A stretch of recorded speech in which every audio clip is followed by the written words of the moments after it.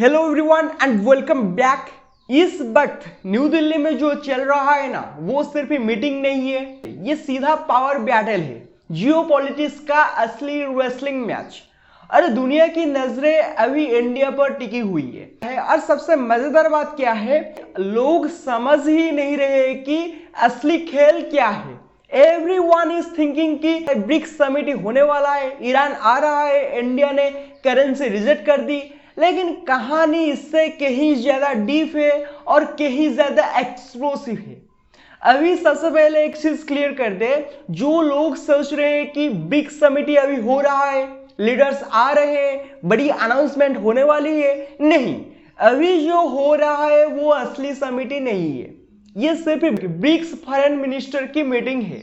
14-15 मई को असली समिट तो सितंबर 10-11 में होगा, जहां पीएम मोदी आएंगे, जिनपिंग आएंगे, पुतिन आएंगे और ईरान का प्रेसिडेंट भी आएगा। वही इवेंट है जो पूरी दुनिया को हिला देगा, लेकिन लोग दोनों को मिक्स कर देते हैं। मीडिया हाफ जानकारी देता है, सोशल मीडिया पूरी तरह कंफ्यूज है और आम लोग सोचते हैं कि ओ माय गॉड, ईरान आ गया, ब्रिक्स करेंसी आ गई, यूएस खत्म। नहीं, रियलिटी अलग है। और बात करें कि ईरान अभी क्या करने आ रहा है, इस मीटिंग में ईरान का प्रेसिडेंट नहीं आ रहा, ईरान के डेप्यूटी फॉरेन मिनिस्टर आ रहे हैं और ये एक बड़ा सिग्नल है कि तेहरान इस वक्त बहुत डेस्परेट भी है और पूरी तरह एक्टिव भी। मिडिल ईस्ट जल रहा है, ईरान वेस्ट टेंशन अपनी पीक पर है, इजराइल लेबानन क्लास हर हफ्ते बढ़ रहा है और ईरान चाहता है कि ब्रिक्स ओपनली वेस्ट के खिलाफ खड़ा हो। बट इंडिया बिल्कुल उल्टे मोड में है। इंडिया साफ कर रहा है, देखिए भाई, हम नॉन वेस्ट हैं पर एंटी वेस्ट नहीं है, और यही बात ईरान को खटक रही है। अब इंडिया की प्रॉब्लम ये है कि दो बड़े इवेंट्स बैक टू बैक हो रहे हैं न्यू दिल्ली में, एक तरफ ब्रिक्स फॉरेन मिनिस्टर्स की मीटिंग और दूसरी तरफ quad ministerial meeting, US, Japan, Australia, India. मतलब एक तरफ टेबल पर रसिया, चाइना, ईरान बैठेंगे और दूसरी टेबल पर अमेरिका, जापान, ऑस्ट्रेलिया बैठेंगे और दोनों जगह होस्ट इंडिया है। अब आप खुद सोचकर देखिए, दुनिया में कौन सा देश ऐसा कर सकता है कि एक ही हफ्ते में चाइना और यूएस को अपनी टेबल पर बैठा दे, दो अपोजिट ब्लॉक्स को एक ही शहर में मैनेज कर दे, ओनली इंडिया। और यही वजह है कि इंडिया इस वक्त सबसे ट्रिकी डिप्लोमेसी खेल रहा है। इंडिया के पास कोई चॉइस नहीं है, ग्लोबल पावर वैक्यूम बन चुका है और इंडिया को अपनी जगह खुद बनानी है। अब आते हैं ब्रिक्स करेंसी के पूरे कंफ्यूजन पर। लोग मान बैठे हैं कि इंडिया ने ब्रिक्स करेंसी को रिजेक्ट कर दिया, लेकिन सच्चाई ये है कि इंडिया ने सिर्फ एक कॉमन ब्रिक्स करेंसी को रिजेक्ट किया, डी डॉलराइजेशन नहीं। साफ कहा है कि हम डॉलर डिपेंडेंसी कम करेंगे, हम लोकल करेंसीज में ट्रेड करेंगे, हम रुपी से ऑयल लेंगे, रियल से सेटलमेंट करेंगे, धीरम से पेमेंट करेंगे, लेकिन एक सिंगल ब्रिक्स करेंसी नो वे। क्यों? क्योंकि वही करेंसी जिस भी इकोनॉमिक लॉजिक पर बनेगी, डोमिनेशन चाइना की होगी। कॉमन करेंसी का मतलब है इनडायरेक्ट युआन कंट्रोल और इंडिया इसे कभी एक्सेप्ट नहीं करेगा।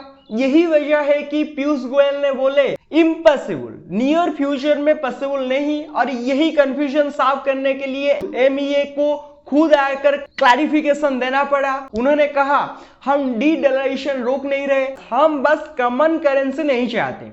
मतलब इंडिया ओपनली बोल रहा है, हम यूएस डॉलर का अल्टरनेटिव चाहते हैं, लेकिन हम चाइना का डोमिनेशन नहीं चाहते। और यहीं पर आता है इंडिया का नया master stroke, BRICS CBDC BRICS. India ने प्रपोज किया कि करेंसी नहीं, टेक्नोलॉजी ले आओ, हर देश की अपनी डिजिटल करेंसी, ई रूपी, ई युआन, इनको आपस में कनेक्ट कर दो। इससे ना कोई नई करेंसी बनेगी, ना किसी एक देश का कंट्रोल होगा, सेटलमेंट सुपर फास्ट होगा और चाइना का डोमिनेशन नहीं होगा। ये एक तरह से इंडिया का जीनियस डिप्लोमेटिक मूव है। सबको खुश भी रखा, किसी को डोमिनेट भी नहीं करने दिया और खुद को सेंटर में भी बैठा दिया।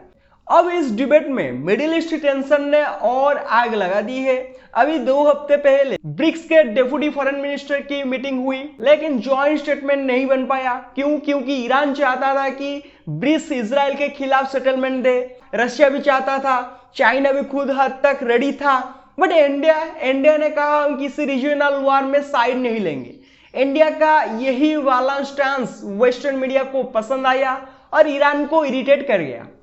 और इसी बीच डोनाल्ड ट्रंप का धमाका, उन्होंने बोल दिया कि अगर 20 देशों ने डॉलर हटाने की कोशिश की तो वो 10% टैरिफ लगा देंगे। क्लासिक ट्रंप, धमकी देंगे, बड़ा बोलेंगे, फिर कभी कभी टोन बदल देंगे।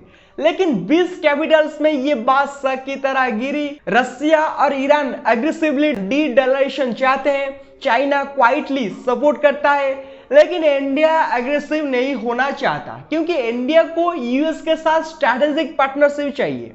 Quad, defence, tech, market, intelligence, सब कुछ। अब ब्रिक्स के भीतर रियल फाइट चल रही है, चाइना vs इंडिया vs रसिया ईरान की। चाइना चाहता है कि ब्रिक्स एंटी वेस्ट बने, कॉमन करेंसी बने, यूएस आइसोलेट हो जाए।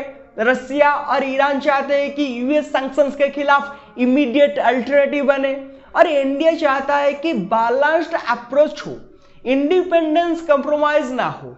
India openly China domination allow नहीं करेगा, और यही वजह है कि इंडिया ब्रिक्स करेंसी को चाइना ट्रैप मानता है।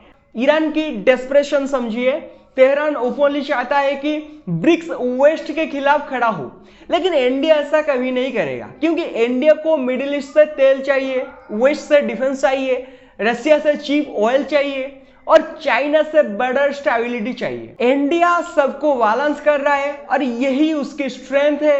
अब असली बिग डे सितंबर समिट है, वहीं पर असली शोडाउन होगा। ईरान करेंसी पुश करेगा, रसिया बैंकिंग अल्टरनेटिव चाहेगा, चाइना ब्रिक्स डोमिनेंस बढ़ाना चाहेगा, इंडिया सीबीडीसी ब्रिक्स को आगे बढ़ाएगा, सऊदी और यूएई फास्टर सेटलमेंट चाहेंगे, ब्राजील स्टेबिलिटी चाहेगा। सबकी मांग अलग लेकिन स्टेज एक, और होस्ट इंडिया। और अब फाइनल रियलिटी चेक, इतना बड़ा ग्रुप 100% एग्री कभी नहीं करेगा। करेंसी बनाना अभी इम्पॉसिबल है, सीबीडीसी ब्रिज ही प्रैक्टिकल ऑप्शन है। ईरान एग्रेसिव पुश करेगा, इंडिया बैलेंस करेगा, चाइना क्वाइटली फायदा उठाएगा, रसिया जल्दबाजी करेगा। मिडिल ईस्ट में अगर कुछ बड़ा ब्लास्ट हुआ तो ब्रिक्स मीटिंग की डायरेक्शन एक रात में बदल जाएगी। जियोपॉलिटिक्स इतनी अनस्टेबल है कि सारी प्लानिंग एक झटके में बदल सकती है, लेकिन जो लोग सरफेस पर चीजें देखते हैं वह असली खेल कभी नहीं समझते। लोगों को लगता है कि इंडिया ने करेंसी को नो कह दिया, स्टोरी खत्म। नो, स्टोरी अभी शुरू हुई है। ईरान आ रहा है, चाइना देख रहा है, रसिया दबाव में है, यूएस थ्रेटन कर रहा है, ब्रिक्स दिल्ली आ रहा है, करेंसी डिबेट्स फिर उठेगी, सीबीडीसी ब्रिज टेबल पर आएगा, और सितंबर में बड़ा शोडाउन होगा। और इस सब के बीच खड़ा है इंडिया, पहली बार 2 बड़े ग्लोबल ब्लॉक्स को होस्ट कर रहा है, और पहली बार दुनिया ओपनली मान रही है कि अगर कोई नया मेडल आएगा तो वो ना वेस्ट का होगा ना चाइना का, वो कि इंडियन मेडल होगा। इस वीडियो को यही एंड करते हैं। वीडियो पसंद आया तो वीडियो को लाइक कीजिए, शेयर कीजिए, चैनल को सब्सक्राइब कीजिए। Thank you, have a good day.